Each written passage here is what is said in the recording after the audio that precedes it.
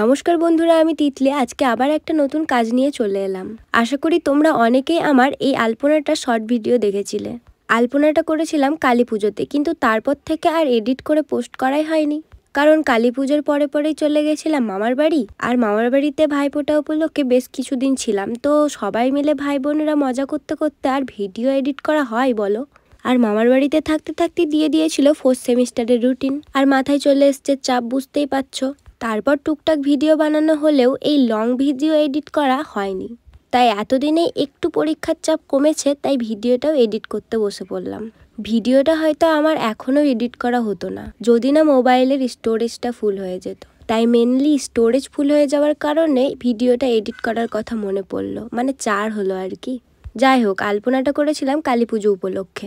এবার কালী পুজো ছিল সোমবার, তো তার আগের দিন রবিবার সকালে রীতিমতো টিউশন ছিল। টিউশন থেকে বাড়ি এলাম, তারপর চান টান করে ভাত খেতে বসেছি। হঠাৎ আমার মাথায় ভূত চাপলো যে একটা আলপনা করা যেতে পারে, কিন্তু কোথায় করব।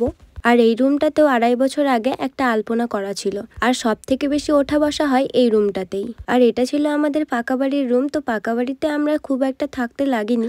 আমার ড্রয়িং ক্লাস আর বাবার টুকটাক কাজ এই রুমটাতেই করা হয়। আর এই রুমটাতে ছিল 2.5 বছর আগের পুরনো সেই আলপনা, যেটা আমি দিয়েছিলাম। আর সেটাকে না তুললে তো নতুন করে আলপনা দেওয়াও যাবে না। কিন্তু আমার তো উঠলো বাই তো কটক যায়, আমাকে তো কাজ করতেই হবে মাথায় যখন এই বুদ্ধিটা এসেছে। আর রবিবারের দিনই ছিল আমার ড্রয়িং ক্লাস। তো রবিবারে সবাই ড্রয়িং করতে রীতিমতো চলে আসে। দুপুরের দিকে কোনো কাজই করা যায়নি। আর প্রথমে যাকে দেখলে সে হচ্ছে আমার স্টুডেন্ট। রবিবার ব্যাচে আমি শুধু একবার বলেছিলাম যে আমি এই আলপনাটা চেঞ্জ করব, আর তখনই ও আমাকে বলে যে আমিও করব দিদি তোমার সাথে। ঠিক আছে, করবি যখন চল।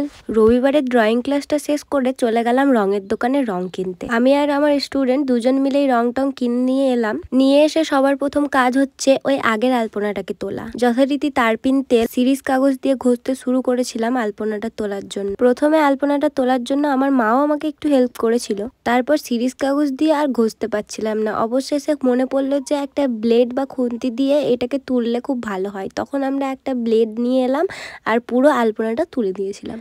আর যে আমার স্টুডেন্ট ছিল তার এত কিছু ভালো লাগেনি। তার মেন কাজ ছিল রং করা, মানে ও রং করতে খুব ভালোবাসে। তো রংটার জন্যই ও এতক্ষণ থেকে গেছিলো। তো লাস্ট বললাম চল লাল রংটা তুই কর। ওকেই পুরো লাল রংটা করতে দিয়েছিলাম, আমি শুধু বর্ডার লাইনগুলো করে দিয়েছিলাম। রবিবার রাতে লাল রঙের একটা কোট করে তারপরে রাতে আর কোনো কাজ হয়নি। পরের দিন দেখি সকাল হতে না হতেই আমার স্টুডেন্ট হাজির, কারণ লাল রঙের আর একটা কোট হবে আর সেটাও করতে পাবে। তারপর সে আর একটা কোট দিয়ে দিল। আর যতক্ষণ এটা শোকাবে ততক্ষণে আমি চান টান করে ভাত টাত খেয়ে এসে আবার কাজটা শুরু করেছিলাম। আর আমাদের বাড়ির পাশেই ছিল কালী মন্দির, তো সুন্দর গান বাজছিল। তো মায়ের গান শুনতে শুনতে কাজটা করতে খুব ভালোই লাগছিল। আর কয়েকটা প্রদীপও কিনে নিয়ে এসেছিলাম, সেই প্রদীপগুলোর মধ্যে একটু রং করে নিয়েছিলাম। আর আলপনাটার জন্য কিছু বলি, আমি প্রথমেই একটা সুতলি দিয়ে রাউন্ডের মেজারমেন্টটা করে নিয়েছিলাম। বড় আলপনার মেজারমেন্টগুলো আমি এভাবেই করি, নইলে গোল সমান হয় না।